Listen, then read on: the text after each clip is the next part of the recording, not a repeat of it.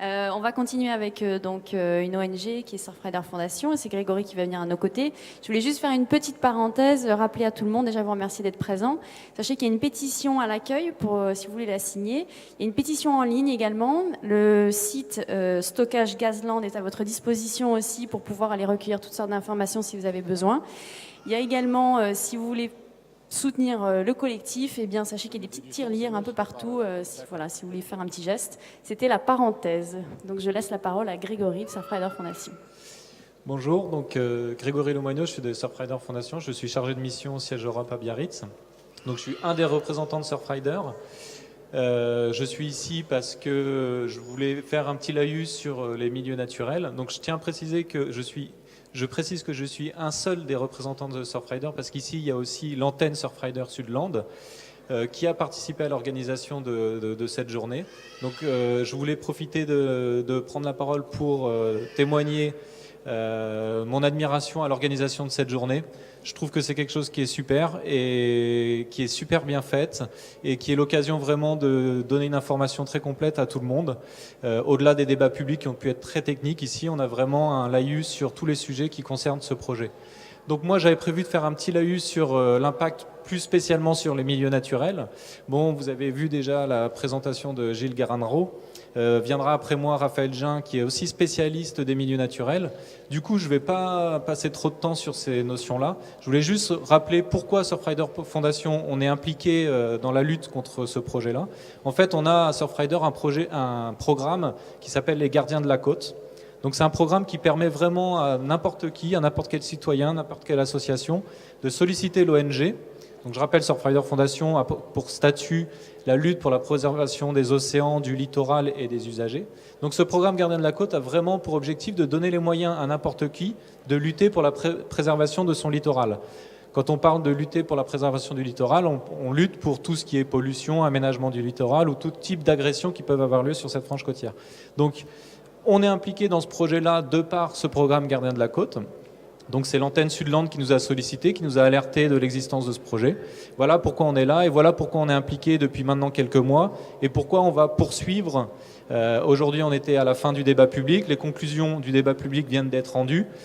On ne sait pas encore quelle va être la décision d'EDF de poursuivre ou pas ce projet. On va rester très vigilant et on restera très impliqué en participant à ce genre de journée, en mobilisant par tous les outils qu'on a à notre disposition.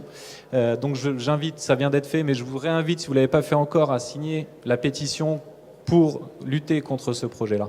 Voilà, donc simplement, je voulais rappeler une petite notion sur les milieux naturels. C'est quelque chose qui me tient particulièrement à cœur, moi, à Surfrider Foundation. Donc je voudrais rappeler que ce projet, alors c'est vrai que nous, à Surfrider, on a moins de compétences sur tout ce qui est notion d'énergie, le contexte énergétique national ou européen. Donc on a rédigé un cahier d'acteurs et on a fait un focus sur l'impact sur les milieux naturels, aussi bien océaniques que les milieux naturels terrestres. Donc on a eu un bon laïus sur tout ce qui est l'impact sur le milieu océanique avec les chiffres qui ont été précisés sur le rejet de la saumure. Donc Raphaël a évoqué rapidement la directive cadre stratégie pour le milieu marin. Donc c'est évidemment un argument qu'on a avancé lorsqu'on a pris position contre le projet.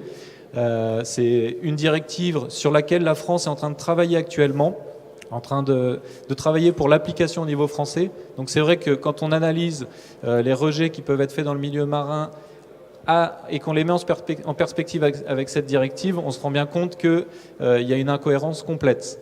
Ensuite, on a parlé rapidement aussi de la loi littorale. Donc c'est vrai que nous, on a aussi réargumenté sur ce sujet-là. Quand on prend les plans locaux d'urbanisme des communes littorales, on se rend compte qu'on a toute une frange côtière qui est protégée au titre de la loi littorale, c'est ce qu'on appelle les espaces remarquables, et on voit bien que ce projet, qui imposera la mise en place d'une structure en dur très forte en arrière de la dune, vient pas totalement en cohérence avec cette loi littorale. Donc c'est ce qu'on a aussi essayé de mettre en évidence, c'est le questionnement quid de la cohérence avec la loi littorale. Et enfin, je voulais quand même rappeler quelque chose avant de passer la parole à Raphaël et d'entrer plus dans le détail. Nous, ce qui nous a fortement alerté aussi à Surfrider dans ce projet, c'est quand même l'incohérence complète avec toutes les politiques qui ont pu être mises en œuvre sur le littoral landais. Moi, je ne suis pas du tout des Landes, ni du Pays Basque, je suis breton.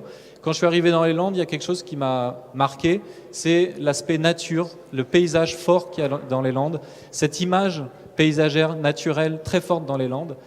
Aujourd'hui, si les Landes sont encore comme ça, c'est parce qu'il y a depuis 30 ans des politiques d'aménagement qui ont été mises en œuvre. Ça a été à l'époque ce qu'on a appelé la MIACA. La MIACA a permis de conserver le littoral landais tel qu'il est, d'en jouir tel qu'il est aujourd'hui. On a ce qu'on appelait à l'époque des secteurs d'équilibre naturel, des zones urbaines. C'est toute cette politique-là, c'est tout ça depuis 30 ans qui a permis d'arriver à un territoire tel qu'on le connaît aujourd'hui. On a aujourd'hui encore des nouvelles politiques qui sont mises en œuvre, c'est le GIP littoral, je ne sais pas si vous connaissez, c'est un groupement d'intérêt public qui permet vraiment de donner des orientations d'aménagement pour les littorales landais. Ce GIP donne encore des orientations pour la conservation du littoral landais. Ce GIP reprend les orientations qui avaient été définies par la MIACA. Il y a encore, j'ai lu très récemment des dernières études où il était écrit noir sur blanc qu'il était important de reprendre la politique de la MIACA, de conserver ces territoires de respiration, ces secteurs d'équilibre naturel. Donc nous, ce qu'on voulait rappeler à Surfrider, c'était que ce projet, il venait totalement en incohérence avec toutes les politiques qui ont pu être mises en œuvre sur le littoral et qui nous permettent de jouir de ce littoral aujourd'hui. Donc je voulais que tout le monde soit bien conscient. Je ne sais pas s'il y a des élus dans la salle, mais je voulais que ces élus aussi soient bien conscients qu'ils ont été associés à toutes ces politiques-là et qu'il est temps aujourd'hui de prendre la parole, de se lever et de lutter pour que ce genre de projet ne soit pas fait. Parce que si aujourd'hui un projet comme ça est fait, on ne sait pas ce que ça peut nous amener demain. Comme dirait l'autre, c'est la porte ouverte à toutes les fenêtres. Donc voilà. Pour nous, c'était quelque chose de très important et on tenait à le signaler. Donc Raphaël va rentrer dans le détail sur tout ce qui est milieu naturel. Donc j'ai pas cité tous les statuts de protection qu'il peut y avoir sur les milieux naturels landais, les milieux humides, les milieux dunaires, les milieux forestiers. Et Raphaël va très bien le faire. Voilà, merci. Voilà, c'était Grégory Lemoigneau de Surfrider Fondation qui est donc chargé du programme Patrimoine et Vagues.